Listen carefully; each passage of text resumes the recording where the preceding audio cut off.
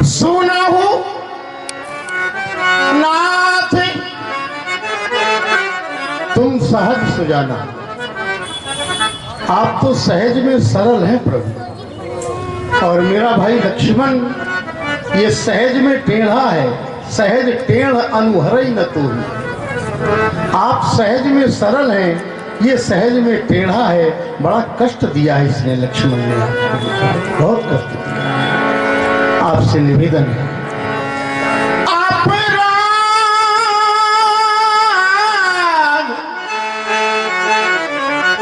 क्षमा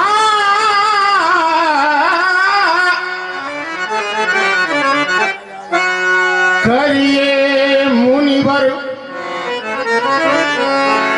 ये बालक अज्ञ तो स्वभाव न जान, अल्पायु है ये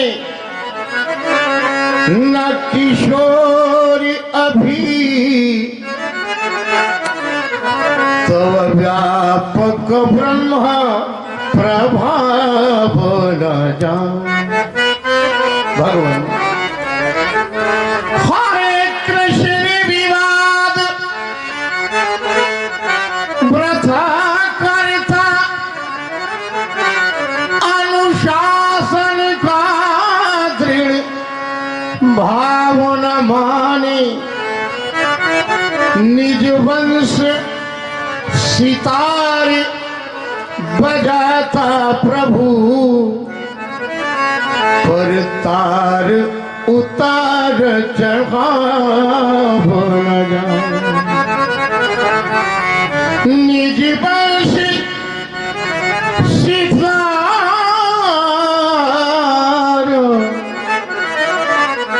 बजाता प्रभु, पर तार उतार चढ़ाव न जाए। आप सहज में सरल, ये सहज में टेढ़ा, निवेदन है सोना हो नाथ तुम सहज सुजाना, तो बालक वचन करिए नहीं काना। आप बालक के बचनों की ओर अपने कान न लगाएं, इसकी बात न सुने, आप तो मेरी बात सुने। भगवान तेरी नाही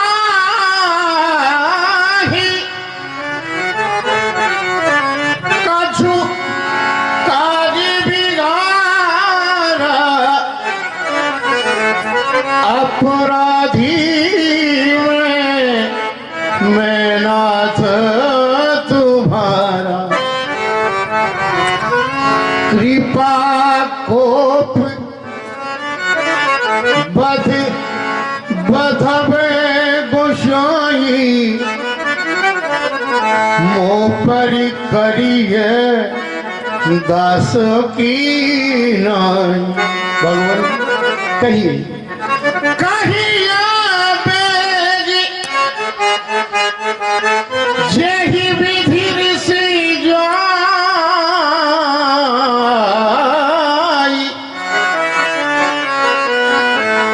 मुनि नायक सोई करहु उपाय। आप कहें भगवान जैसे आपका क्रोध समाप्त हो, मैं वही उपाय करूं, वही कार्य करूं। राम तुम्हारी वाणी से हमारे हृदय को शांति प्राप्त होती है।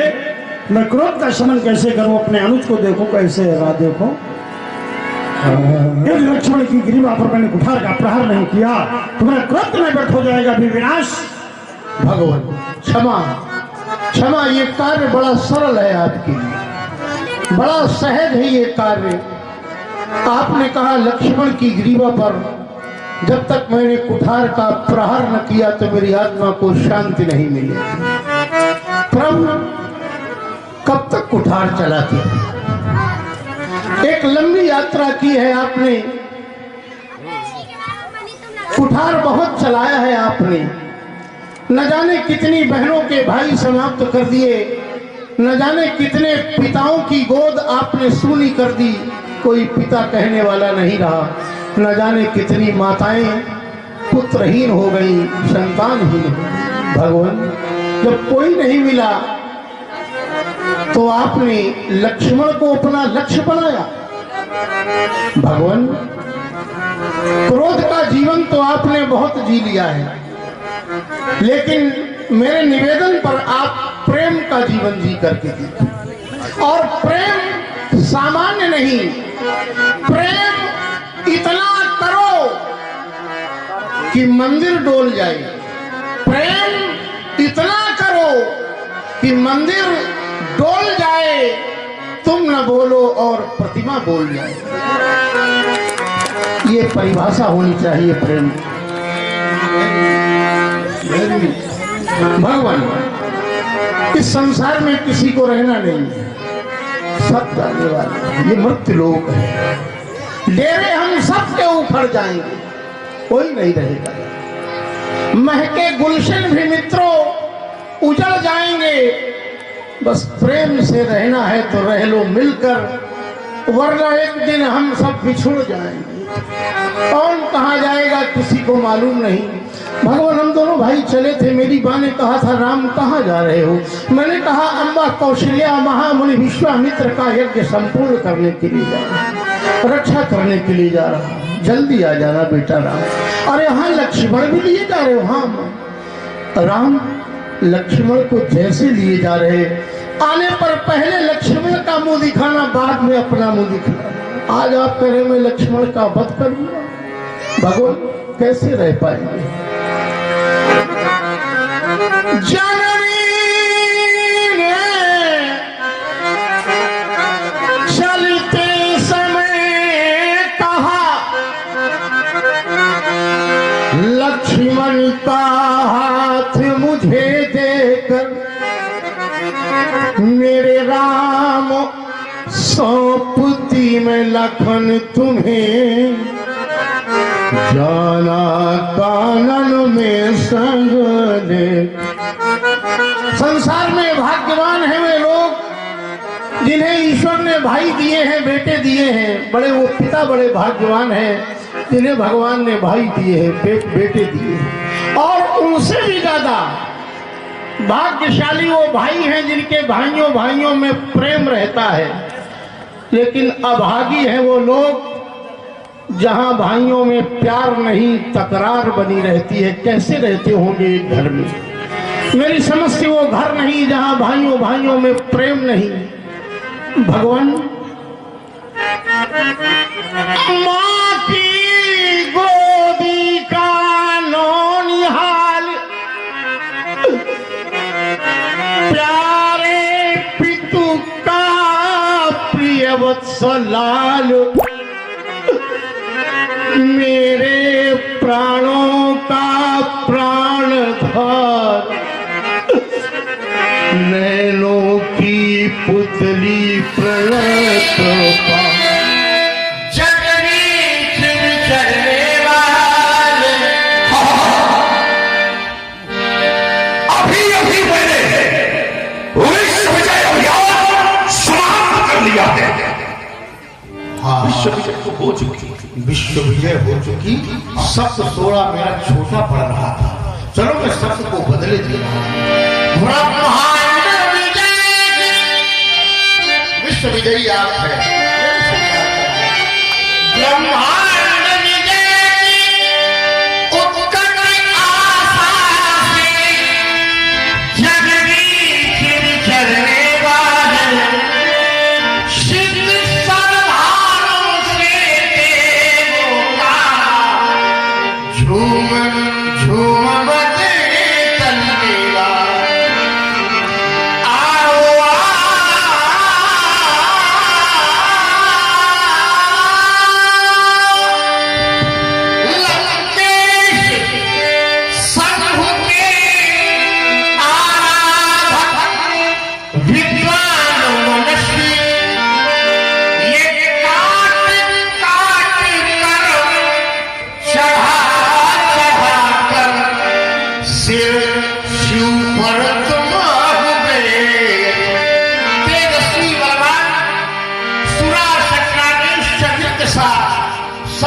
मुखैर देवै शिवते न पराजिता। रे महात्मा बल संपन्नो ये रावणो लोक रावणा अहिकार महात्मा वेदांत वेद विद्या स्नातक पौलस्त वैश्रवण।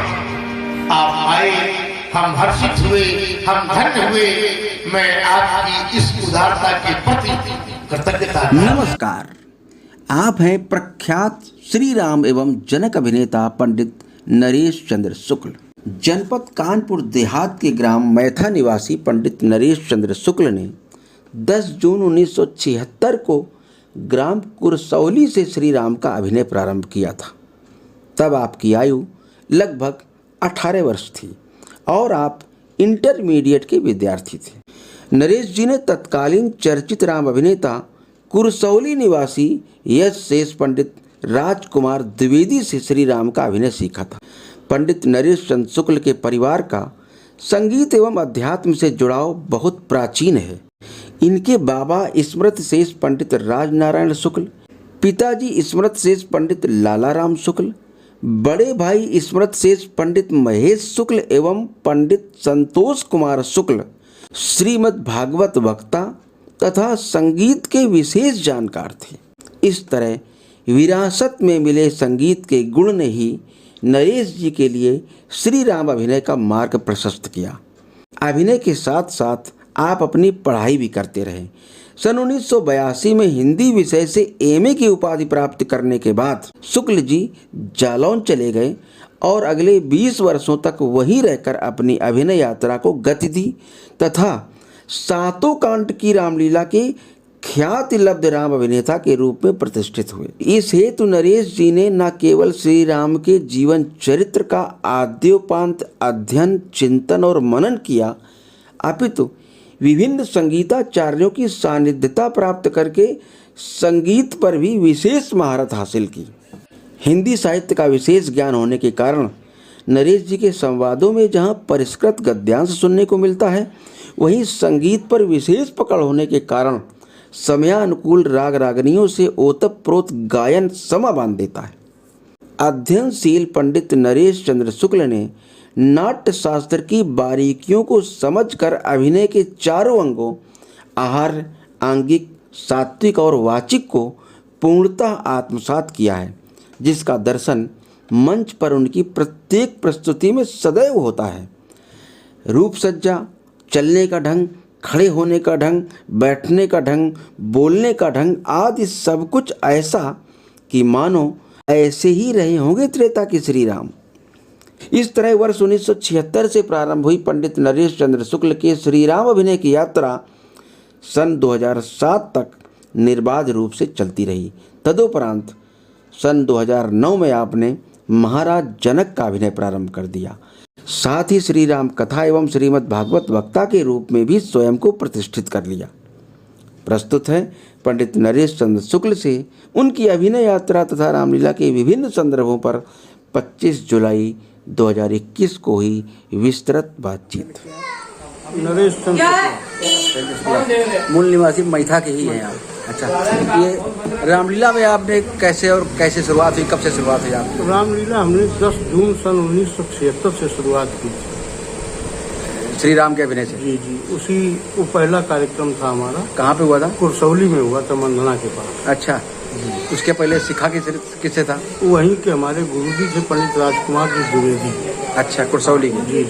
वो राम बनते थे क्या? वो पहले राम बनते थे, उन्होंने हमें पाठ सिखाया था। उसी साल हमने इंटर किया था। अच्छा, क्या उम्र थी उस समय तक? उस समय हम लगभग थे 18-20 साल के होंगे। अच्छा, 18-20। तो आपकी रुचि थी अपने कि किसी ने प्रेरणा भी दी अभिनय के लिए? नहीं, हमको प्रेरणा नहीं दी थी। हमारे परिवार में गायन रहा है विरासत के रूप में। हमारे पिताजी गाते थे, हमारे बड़े भाई संतोष जी गाते थे। पिताजी क्या नाम है? पंडित लालाराम शुक्ल। अच्छा, हमारे बाबा भागवत कहते थे। उनका क्या नाम था? उनका नाम था राजनारायण जी। राजनारायण जी। तो ये लोग गायन भी, पिताजी क्या करते थे? भागवत कहते थे? पिताजी कथा वार्ता कहते थे, भागवत कहते थे, कर्मकांड कराते थे। गायन उनका भी अच्छा था? हाँ, गायन भी अच्छा था उनका। और पिताजी और भाई आपके कौन? भाई पंडित संतोष कुमार जी, वो भी गाते थे और भागवत के आचार्य थे। जी, पंडित संतोष कुमार जी शुक्ल में था। जी। और उसके जो छोटे भाई थे महेश जी, जी। वो भी अब ये स्वर्गवासी हो गए, बाकी वो भी भागवत कहते थे, गायन में रुचि रही। अरे दोनों लोग स्वर्गवासी हो गए? दोनों लोग स्वर्गवासी। अच्छा अच्छा अच्छा। आप इधर रामलीला में आ गए? जी, हम इधर। तो फिर आपका वो धनुष भंग से शुरुआत हुई थी पहले? जी जी, पहला कार्यक्रम हमारा धनुष भंग का हुआ था। अच्छा, फिर आप धीरे धीरे उधर रुझान बढ़ता गया? हाँ, उधर पढ़ाई के साथ साथ? पढ़ाई भी करते रहे। हाँ। और ये रामलीला भी करते रहे। फिर हमने सन 77-78 में BA किया मंधना से। जी। ब्रह्मावत डिग्री कॉलेज से। जी। फिर 2 साल के लिए पढ़ाई रोक दी आर्थिक स्थिति के कारण, क्योंकि उस समय रामलीला में भी दक्षिणा कम मिलती थी हमको। जी। तो अध्ययन अर्जन होता रहता था। फिर सन 82 में हमने MA किया जाकर। जी। हमने पराई स्नातक की डिग्री हासिल की। इसके बाद फिर हम रामलीला में जमुना पार जालौन जनपद चले गए। अच्छा जी।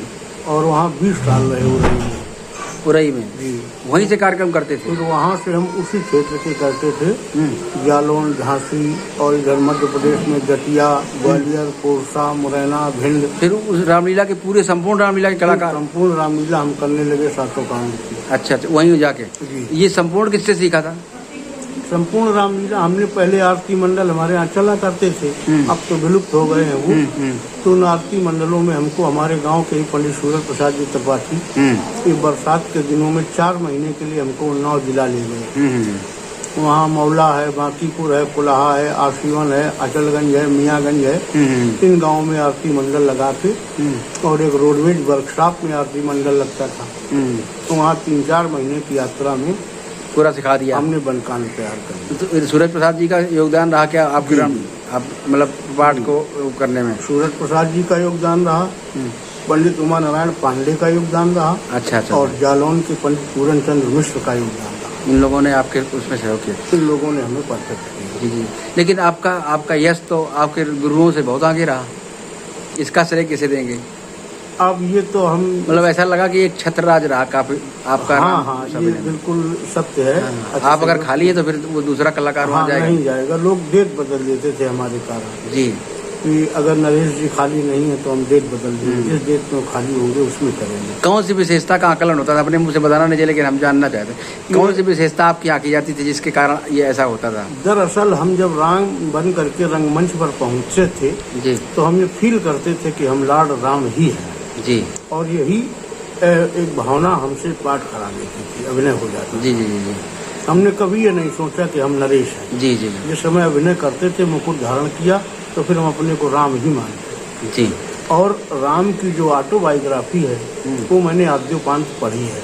अच्छा। उनकी दिनचर्या क्या थी, वो कब सोते थे, कब उठते थे, कैसा बर्ताव था लोगों के प्रति, उसी बर्ताव में हम अपना जीवन भी जीते रहे। ढालने का प्रयास किया तो वो सारी चीजें आ गई धीरे धीरे करके। काफी कुछ हमने उनका अनुकरण किया भगवान का, और उन्हीं उसी अनुकरण में हम जीवित भी रहे। जी। और संगीत हमारा प्रबल पक्ष रहा है। ये संगीत किसी ने पारिवारिक संगीत हमारा विरासत के रूप में हमें मिला। जी। लेकिन सिखाने वाले हमारे कई गुरु इसमें रहे, संगीत के आवाज के कई गुरु रहे। जी। जैसे जालौन जिले में मास्टर मामू खां से हमने गायन सीखा। अच्छा। हाँ, उन्हीं के भाई गिरधारी लाल जी सारंगी वादक थे रेडियो स्टेशन लखनऊ में, उनसे भी गायन हमने सीखा।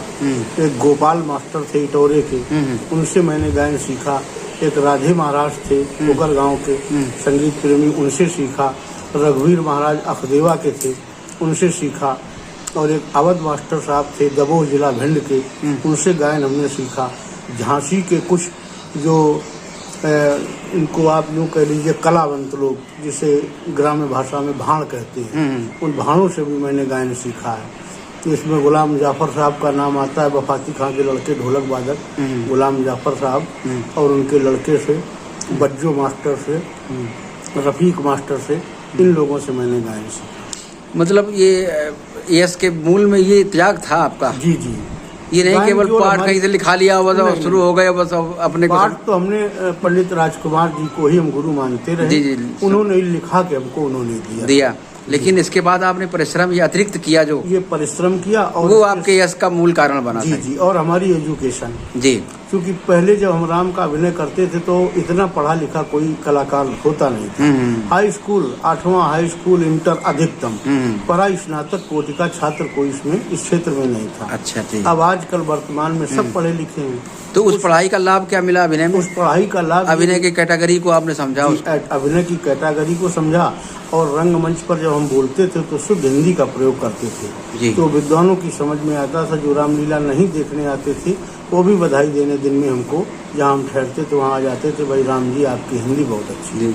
इस अभिनय कला को लेकर और आगे कभी प्रयास नहीं किया आपने? आगे प्रयास क्या किया, असल में आर्थिक स्थिति हमारी अच्छी नहीं रही, तो कार्यक्रम दर कार्यक्रम मिलते रहे तो हम कहीं जा ही नहीं पाए। व्यस्तता रही आपकी? व्यस्तता रही, नहीं तो रंगमंच के क्षेत्र में आप एक अलग स्थानीय इस क्वालिटी की वजह से बना सकते। हाँ, एक फिल्म जगत के बद्री विशाल जी थे डांस डायरेक्टर, तो वो शादीपुर के रहने वाले थे। तो वो एक बार शादीपुर आए तो श्री उमानारायण पांडे जी ने हमको बुलाया उनसे मिलने के लिए। तो उन्होंने कहा कि आइए, उनके साथ जगमोहन हारमोनियम मास्टर थे बम्बई के, वो अनुराधा जी के साथ हारमोनियम प्ले करते थे। गुड्डू एक लड़का था तबला प्लेयर दिल्ली का, उनके साथ ये भी 3-4 लोग आए थे बम्बई से। तो उन्होंने कहा कि आप बम्बई आ जाइए हमारे फिल्म जगत में। तो अब यहाँ से हमें वहाँ जाने का मौका भी नहीं मिला, और इधर कार्यक्रमों की इतनी व्यस्तता रहती थी कि हम लोभ सम्मरण नहीं कर पाए, तो वहाँ जा नहीं पाए। अच्छा, मतलब इधर ही बने रहे। अच्छा, फिर कानपुर फिर 20 साल के बाद आप जब आए जी, लेकिन अभिनय के लिए बुलावे तो यहाँ से जाते होंगे, क्योंकि चर्चा तो यहाँ साल में हम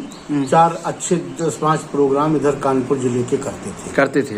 लेकिन डिमांड आपकी तब भी रहती थी? हाँ, डिमांड रहती थी, लेकिन आ नहीं पाते थे जी। जो अच्छे कार्यक्रम उसने कई बार आपको न आने के कारण आपका नाम और ज्यादा चर्चा में आया। जी हाँ, नहीं आए। उन्होंने बरियाई हमसे कहा कि आप आइए, तो हमने उनकी व्यस्तता देखकर वहाँ तक लोग जाते थे, तो परिश्रम देखकर हम हाँ कर लेते थे कि इनको तकलीफ न हो। बाद में हम इनकार भेज देते थे कि वहाँ नहीं पाएंगे, जो कि कार्यक्रम वहाँ ज्यादा आपको मिलते थे। उधर 10 दिन के कार्यक्रम होते थे बराबर, और इधर 1 दिन का होता था, तो हमारा आर्थिक नुकसान होता था, इसलिए नहीं। फिर जब कानपुर आप फिर निवास आपने बनाया तब? जी, कानपुर हमको अरविंद जी ने एक कॉलोनी दिला दी थी रतनपुर कॉलोनी में जी, तो वहाँ हम रहने लगे। तो यहाँ इधर एक दिन के कार्यक्रम होते थे, लेकिन फिर भी हम जालौन जिला राम बनने जाते रहे। वहाँ का ज्यादा, हाँ, वहाँ हम कई सालों तक, वहाँ 2007 तक हम राम बनने गए जालौन। जी।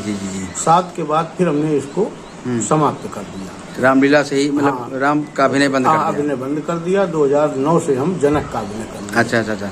अब जनक अभिनय में, दोनों अभिनय में क्या अंतर महसूस करते हैं? दोनों अभिनय में ये अंतर महसूस करते हैं कि अर्थ उपार्जन की दृष्टि से वर्तमान समय में जनक का अभिनय ठीक है, और राम जी का अभिनय कमजोर था, क्योंकि राम जी का एक ऐसा पात्र है, एक ऐसा अभिनय कि लोग विदाई नहीं देते हैं। लक्ष्मण जी को 5,000 रुपए दे देंगे, परशुराम जी को 7,000 दे देंगे, लेकिन राम जी को 1,100 रुपए देंगे। कभी इस पर चिंतन चर्चा नहीं की आप सब राम अभिनेताओं के साथ बैठकर? आपने नहीं बैठ करके चिंतन चर्चा की, लेकिन जो बेचारे करते हैं उनकी व्यवस्था ये है कि वो न करेंगे तो क्या करेंगे। कोई उनके पास गवर्नमेंट जॉब तो है नहीं जो इसमें वो न करें इसको, तो हम अच्छा, वो कह देंगे नहीं जाएंगे तो दूसरा खड़ा है, दूसरा खड़ा है, वो कह रहा हमको आप 100 रुपए कम दे देना, हम चलेंगे, तो उनका आर्थिक नुकसान हो जाएगा। आपसी प्रतिस्पर्धा में कई बार राम जी की विदाई के मामले में ये सीट थोड़ा कमजोर रही। जी, जबकि नायक है वो। ये राम जी की विदाई बढ़ाने वाले हम ही हैं जी। नहीं तो राम जी को 70-80 रुपए, 100, 150, 200 रुपए मिलते थे। हमने राम जी के पास में 5-5 हजार रुपए तक लिए जी। तो उसका कहीं ना कहीं लोगों को लाभ मिल रहा? हाँ, उसका लाभ मिलता है जी। कैसा लगता है जब आपको ये पता चलता है कि जब भी कहीं रामलीला की चर्चा होती है, किसी गाँव में बैठ कर 10 लोग करते हैं तो आपका नाम जरूर लिया जाता है? लिया जाता है। तो ये सुन करके जब आपको पता चलता है तो क्या अनुभव होता है? उस अनुभव ये होता है कि अब हमारी उम्र की, हमारी जिंदगी में बैक गियर तो लगेगा नहीं जी। बैक गियर लग जाता तो एक बार फिर से राम बनते। अभी पिछले साल भी राम बन गए थे सुबह के टाइम पर जी। तो अच्छा लगता था हमको राम जी का अभिनय।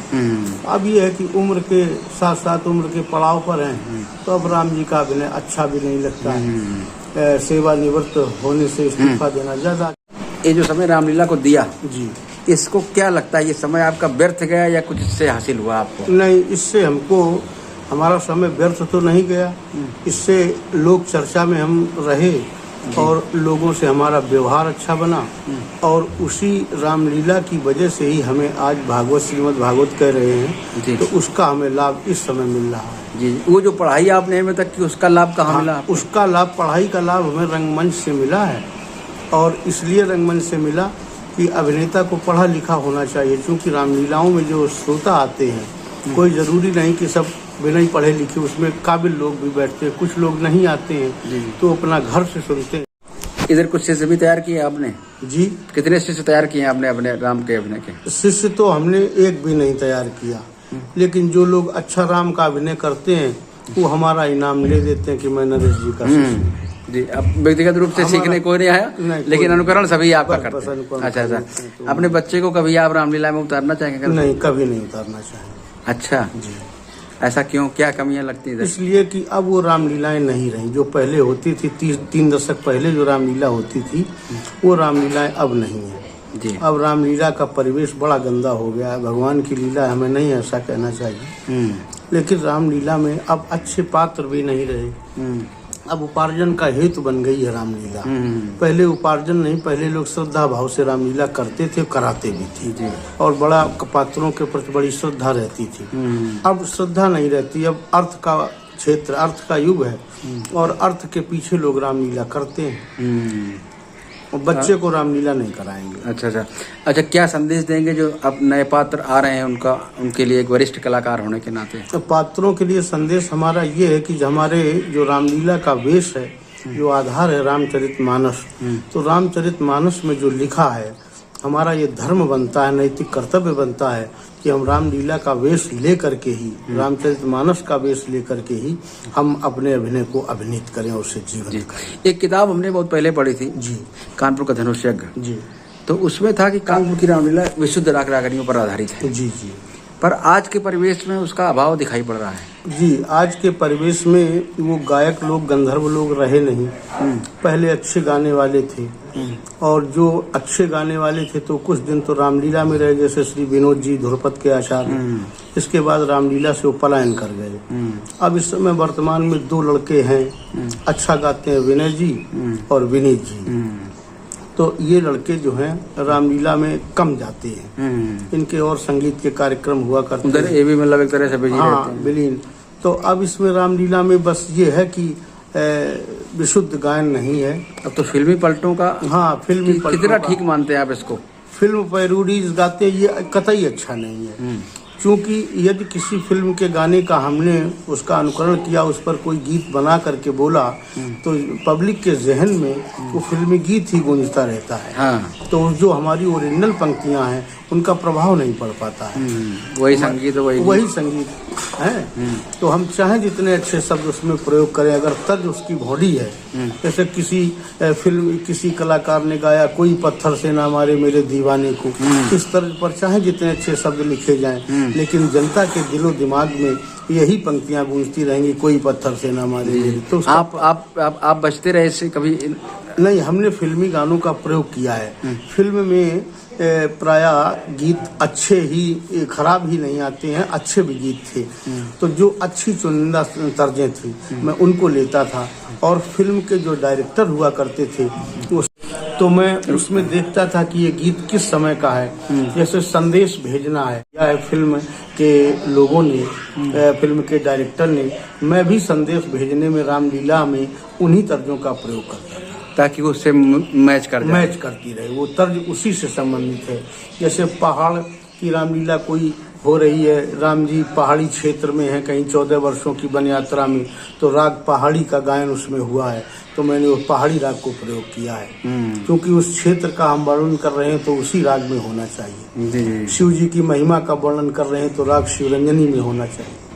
इस तरह से चुनाव करते थे। भले ही वो उस राग का कोई गीत होगा तो उसकी पलट आप उठा लेते, वो गा लेते थे। उससे संबंधित। अब ये ज्ञान तो सबको होता है। हाँ, जिसने सुना वो आप सुनते थे कि ये गीत इस राग में कंपोज किया गया है, तो उसका आप अनुकरण कर लेते थे। धुन वही रहती थी। संगीतकारों, गुरुओं से पूछते थे कि ये राग किस राग में ये गीत गाया गया, तो हमें अच्छे लोग बताया करते थे। जी जी जी। जैसे नाट्य मंच चाहिए तो जी जी, तो कहते हैं राग रागनियों का प्रयोग भी समय के अनुसार होता है, रात का, सुबह का। तो हमने कई लोगों को चर्चा की, लेकिन अभी सही उत्तर नहीं मिला हमको। जैसे मान लिया जाए रात 12 बजा है जी, उस समय का कौन सा राग है? ये हमें याद तो नहीं है, लेकिन हमने अपनी एक डायरी में एक चार्ट बना रखा है। तो इसमें शाम 6 बजे से लेकर सुबह 6 बजे तक का अलग अलग टाइम का राग है। चलो खैर, उदाहरण जो भी राग हो, अब वो रात 12 बजे का राग है, लेकिन उस समय दृश्य लग रहा है प्रातः काल हो रही है। जी जी। तो कौन सा राग लगेगा, सवेरे वाला लगेगा कि रात 12 बजे वाला लगेगा? नहीं, उसमें अगर दृश्य प्रातः काल का है तो रात प्रातः काल का ही लगाया जाए। इसका ये डिसीजन बहुत कम लोग ले पाते हैं।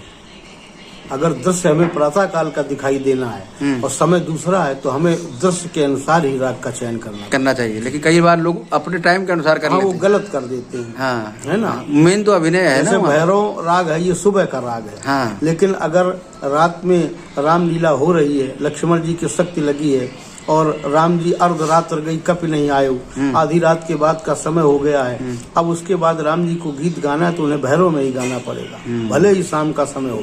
जैसे एक होता है वो अरुण अवलोक होता था, ये प्रातः काल का, यहाँ पर भी भैरव, प्रातः काल भैरव लगाना चाहिए। अच्छा जी।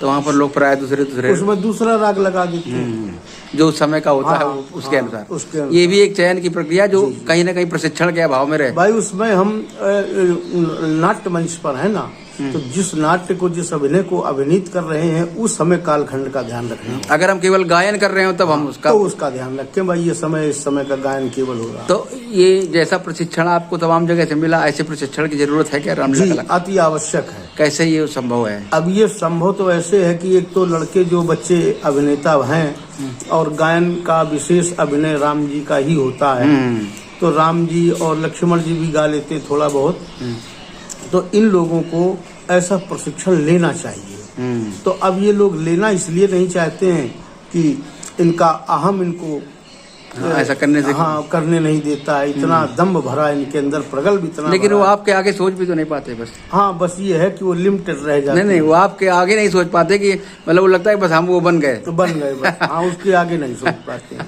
कि उन्होंने कैसे ये सब ग्रहण किया है और उस पर कैसे चले हैं और कैसे उसका अनुकरण किया, क्या क्या चीजें त्याग किया है, वो नहीं करना चाहते। सिर्फ बस आपके तरह बन गए हम। बस ये बात है। अच्छा, एक और देखा हमने ये रामलीला मंच पर कि प्राय चूंकि जैसे राम के ही अभिनेता को, चूंकि गायन का उनका ज्यादा पार्ट होता है, अभिनय होता है, तो उनका ज्यादातर ध्यान व्यास पर रहता है। ये कितना ठीक है?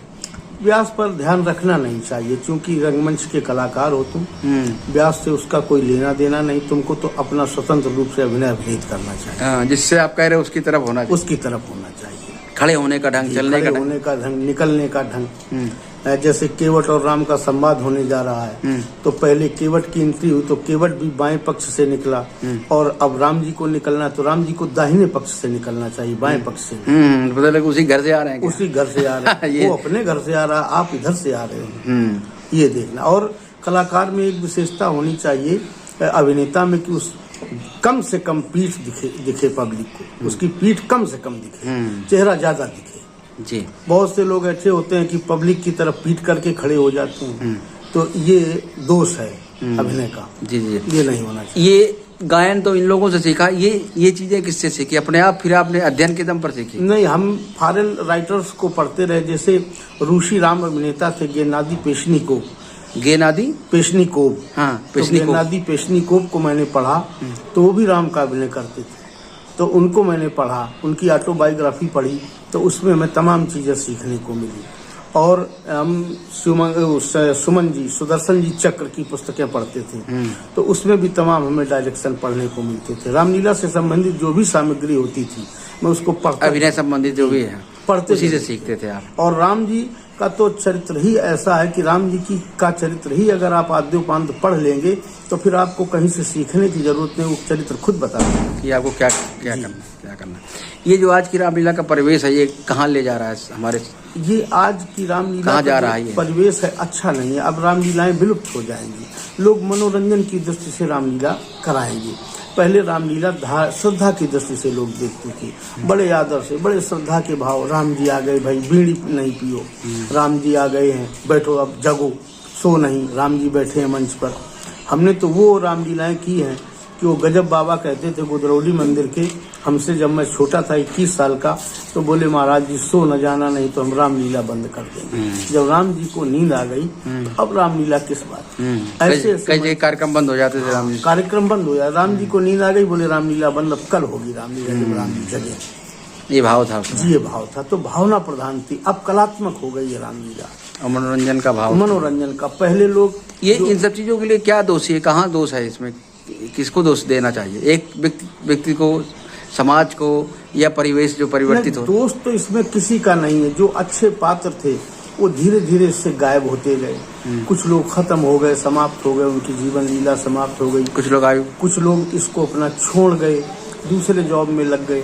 तो कुछ लोग, जब अच्छे लोग इससे चले गए तो जहाँ जिसको जैसा मिला कैसेट से उन्होंने पाठ याद कर लिया। और उस समय की ऑडियो कैसेट चलती थी, केवल आवाज सुनाई देती थी। तो वीडियो ये सिस्टम नहीं था आजकल का वीडियो वाला। तो आवाज के सहारे उन्होंने पाठ याद कर लिया। बोले नरेश जी की कैसेट ले आओ, राजा सिंह जी की कैसेट ले आओ, पंडित बंशीलाल जी की कैसेट ले आओ, पंडित मुरारी जी की कैसेट ले आओ। तो कैसेट से पाठ याद करते रहे। और अभिनय उन्होंने देखा नहीं। उनके आने के बहुत पहले उन्होंने अभिनय छोड़ दिया था। तो अभिनय न देखने के कारण ये त्रुटियां सब होती है। आपको जब आप अभिनय करते थे राम का, सबसे ज्यादा दूसरे किस अभिनेता का अभिनय प्रभावित करता था आपको? हमको उस समय, हमारे समय में बहुत अच्छे अच्छे कलाकार थे, जैसे श्री उमा नारायण जी पांडे, लक्ष्मण के जी अभिनेता? लक्ष्मण जी के हमें बड़े अच्छे अभिनेता। पंडित कृष्ण मुरारी जी परशुराम थे, बहुत अच्छे परशुराम अभिनेता। पंडित गोरेलाल जी बड़े विद्वान पुरुष थे। डॉक्टर राजेंद्र जी बड़े विद्वान थे। और क्या नाम करके लक्ष्मण अभिनेताओं में उमा जी थे। और उमा जी के बाद फिर एक संत कुमार मुन्ना जी हुए, अकेला जी, वो भी लक्ष्मण का बड़ा अच्छा अभिनय करते थे। संत कुमार भैया, क्या कहना उनके पाठ का। नहीं, राम के अभिनेता। अच्छा, राम के अभिनेता जिसका अभिनय आपको आकर्षित करता हो कि ये बढ़िया अभिनय करता है? राम के अभिनय में तो हमको अभिनय तो आकर्षित नहीं करता था। अब ये है कि भगवान की लीला है तो हम सबको अच्छा कह देते थे कि सब अच्छे बनते हैं। अच्छा, एक बड़ा व्यक्तिगत सवाल। राम का संपर्क क्योंकि रामलीला में लक्ष्मण के साथ ज्यादा रहा है, जी जी, तो बहुत सारे लक्ष्मण अभिनेता आपके साथ बने। हाँ। पर एक भ्रातृत्व का भाव किसके साथ उमड़ता था, जिसको लगता था कि ये बने तो ज्यादा अच्छा लगता है? भ्रातृत्व का भाव हमारा श्री अरविंद जी के साथ है। अच्छा, उनके साथ जब बने तो लगता था कि हम अरविंद जी, और अरविंद जी के पहले उमा जी। अच्छा, इनके साथ जो है बस ये दो ही अभिनेता ऐसे रहे। और तीसरे क्रम में सुरेश जी भी आए। जी, ये भी खूब बने आपके साथ? अच्छे बने, सुरेश जी भी अच्छे थे। अब तो मतलब अभिनय आपका जनक अब का? तो तमाम लड़के बनते हैं, जनक का अभिनय हो गया। इधर नए लड़कों में कोई राम के अभिनय में प्रभावित करता है आप? हाँ, नए लड़कों में उसका गायन बहुत पसंद है हमें, शैलेंद्र का। और एक लड़का रिंकू है, उसका भी गायन बहुत पसंद है। पर शैलीगत के रूप में? अब शैली हमें इसकी रिंकू की अच्छी लगती है। और उनमें क्या? और गायन शैलेंद्र का अच्छा लगता है। पर ये जो आजकल वो, हाँ, अब वो गाने में वो जो चुनाव करता है पैरोडीज का, वो पैरोडीज हमें नहीं अच्छी लगती। ठुमरी अंग का गायन है उसका, तो ये ठुमरी राम जी का गायन नहीं है। राम जी का तो सीधा सरल गायन था। छप्पे बोलिए, सवैया बोलिए, छंद बोलिए, मुक्तक बोलिए, इनको गायन के रूप में प्रस्तुत करो जिसके अच्छे शब्द हों, उसका अच्छा प्रभाव। मोबाइल नंबर जरा बोल दीजिए। हमारा 84 29 49 18 35। कोई और बात जो आप समाज से कहना चाहते हो एक रामलीला कलाकार के होने? रामलीला कलाकार के होने के नाते हम यही कहना चाहते हैं कि राम जी की लीलाएं हैं और इनको हमारी समाज, जनता जनार्दन कराती रहे। भगवान की लीला है और भगवान की शोक हरती रामलीला लोक का रंजन है ये। शोक हरती रामलीला लोक का रंजन है ये। भीतरी दांतों का मंजन, आँख का अंजन है ये। गीध कागों का भी पूरन, धन्य जीवन हो गया। मांस की मंडी नहीं है, भाव का उपवन है। पूरन जी का लिखा हुआ? हाँ, ये पूरन चंद्र मिश्र जी की पंक्तियां हैं जालौन वालों की। जी। तो मैं ये चाहता हूँ कि रामलीलाएं होती रहें और लोग अपनी श्रद्धा ज्ञापित करते रहें। अर्थ तो अब बहुत खर्चा होता है और अच्छे पात्रों का चुनाव करें। पर अच्छे पात्रों के लिए तैयार तो हो अच्छे पात्र? हाँ, अच्छे पात्र तो उन्हीं में ढूंढना पड़ता है। उन्हीं में ढूंढना पड़ता है जो है जी। अच्छा, संध्या का कोई एक गीत, 2 लाइन जो आपको सबसे पसंद हो, जिसका चुनाव पे ये 2 गाने गाना है हमको? अब संध्या चूंकि शाम का समय है, संध्या काल का अर्थ ही है शाम का समय। तो शाम का भारतीय शास्त्रीय संगीत के अनुसार शाम का राग यमन कल्याण है। तो यमन कल्याण में ही संध्या वंदन गाना चाहिए। उस समय एक फिल्म आई थी फकीरा, तो फकीरा में एक गीत था, दिल में तुझे बिठा के कर लूंगी बंद आंखें पूजा करूंगी। तो मैंने इसी तर्ज पर, ये गीत यमन कल्याण का ही? ये यमन कल्याण में गीत है। ये चुनाव भी कठिन काम है। हाँ, कठिन काम है। हाँ। ये पंडित विनोद जी ने हमें बताया था जी। कि फिल्म का गीत कोई प्योर राग में नहीं होता, ये मिश्रित राग होते हैं। लेकिन थाट इसका जो है कल्याण थाट का ये गीत है जी। और कल्याण थाट में ही राग यमन में ही गाया गया। तो वो गीत आपने अपने लिखा था, अपना लिखा है कि किसी? ये हमने नहीं लिखा था, ये हमारे जालौन के लेखक है मुनीश जी नादान। तो नादान जी से मैंने कहा इस तर्ज पे कोई गीत लिखिए, तो बोले आप भी सहयोग करें। तो हम लोग ने बैठ करके हरदोई से लौट रहे थे तो ट्रेन में ये गीत लिख लिया। अच्छा अच्छा। फिर उसको गायन हमने क्या दो पंक्तियां सुना दीजिए। दिल में तुझे बिठा के कर लूंगी मैं बंद आँखें, पूजा करूंगी तेरी। ये तो फिल्म का गीत हो गया। इस पे हम संध्या गाते थे। संध्या की वंदना में देवी की अर्चना में, पूजा करूंगा तेरी, पूजा करूंगा तेरी। ये प्रेरणा राम के अभिनय की कैसे मिली आपको कि आप राजकुमार जी के पास पहुंच गए? प्रेरणा के लिए हमारे गांव में एक रामलीला हुई थी सन 74 में। तो उस समय मैं हाई स्कूल कर रहा था। मैथा बाजार में उस समय एक नवयुवक मंगल दल बना था। तो उसमें एक रामलीला हुई थी। उसमें पंडित जी का अभिनय हुआ था, पंडित शिवदत्त लाल जी का। उमा जी लक्ष्मण थे, राजेंद्र जी रामनगर के राम बने थे। अच्छा। उमेश नर्तक थे और बड़े काका लक्ष्मी नारायण, पंडित विशंबर दउआ, पंडित चंद्रभूषण जी, सतगुरु शरण तबला वादक, इन लोगों की टीम आई थी। तो मैं रामलीला देखने गया था। तो हमारे मन में आया कि हम भी राम बने और उधर हमारे ये पंडित लक्ष्मी नारायण जी हमारे बहनोई लगते थे। अच्छा। तो इनसे हम इसलिए करते थे, सम्मानित संपर्क था, मतलब संपर्क था हमारा। तो हमने उनको काका लोग कहते थे प्रेम से। तो हमने कहा काका हम नहीं कर सकते। अरे बोले तुम करो इसको। तो हम फिर राजेंद्र जी से हमने कहा कि हमको आप पाठ सिखाइए। तो राजेंद्र जी ने कहा कि इंटर के पेपर देने जब तुम आना, अभी साल 2 साल और पढ़ो, इंटर कर लो। तो इंटर के पेपर जब तुम्हारे जहाँ हो जाएं तब तुम मेरे पास आना। संयोग से इंटर के पेपर हमारे इसमें हुए मंधना में, मालवीय जी के कॉलेज में। तो हम पेपर देने मंधना पहुंच गए। पहली बार 12-15 दिन के लिए मंधना गए। वहाँ राजेंद्र जी रामनगर के रहने वाले थे, आज भी हैं वो। उनसे हमारी मुलाकात हो गई। तो वो हमको गढ़वा ग्राम में बुलाया गर्मी की छुट्टियों में 2 महीने बाद। आइए वहाँ पर राम का अभिनय। वहाँ पर माखन जी राम का अभिनय करते थे, बिकरू के रहने वाले। हाँ, माखन जी थे वो, बिकरू के रहने वाले गुरु के लड़के। उनका नाम हम भूल गए समय। तो उनके लड़के वो राम बने थे। तो वहाँ राम का पाठ देखा। वहीं हमें पंडित राजकुमार जी द्विवेदी मिल गए। ये घोड़ी वाले राम कहे जाते थे, बुलेट गाड़ी से भी चलते थे। तो ये बुलेट गाड़ी से गए थे। अच्छा। हम साइकिल से गए थे यहाँ मैथा से।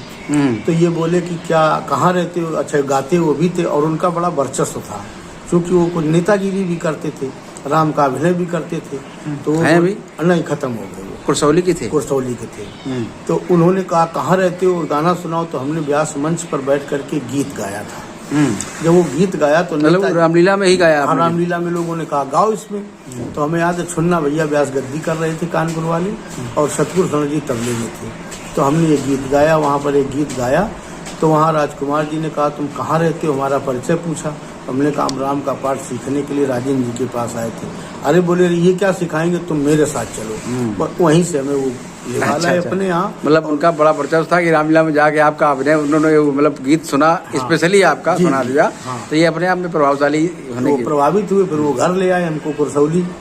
तो वहाँ आकर के फिर दूसरे दिन उन्होंने डायरी लिखाना शुरू कर दिया, चाय। जी जी जी, हाँ जी। तब उस तरह से आप फिर? जी ठीक है।